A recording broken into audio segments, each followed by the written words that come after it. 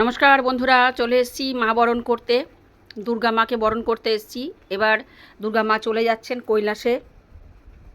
তার ছেলে মেয়ে নিয়ে সবাই এসেছিলেন বাপের বাড়িতে বেড়াতে। আমরা সবাই তাদের সাথে সাথে আনন্দ করেছি।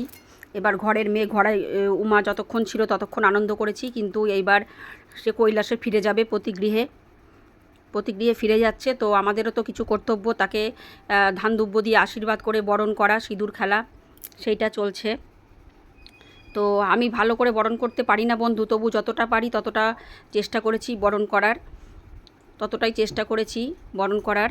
তো দেখছি এখানে শুধু দেবী দুর্গাকেই বরণ করেছি তা নয়, এখানে হচ্ছে লক্ষ্মী, সরস্বতী, গণেশ, কার্তিক সবাইকেই বরণ করা হয়েছে। সবাই নিচে দাঁড়িয়ে আছে আর এই মা দুর্গা ওপরে ছিল।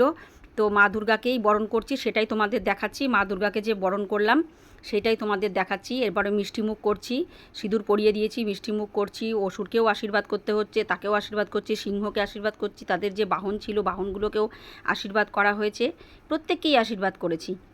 সেই অসুরকে আশীর্বাদ না করলে তো হবে না, অসুরকে তো আসতে হবে মা দুর্গার সাথে।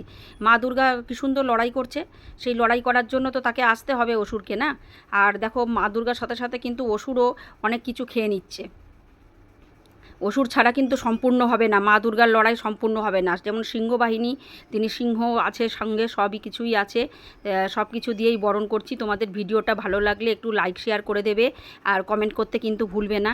সবাই দেখো আমি যেভাবে পেরেছি সেভাবে বরণ করেছি। বরণ করে তোমাদের সঙ্গে ভিডিওটা সামনে নিয়ে এসেছি, একটু তোমরা দেখো।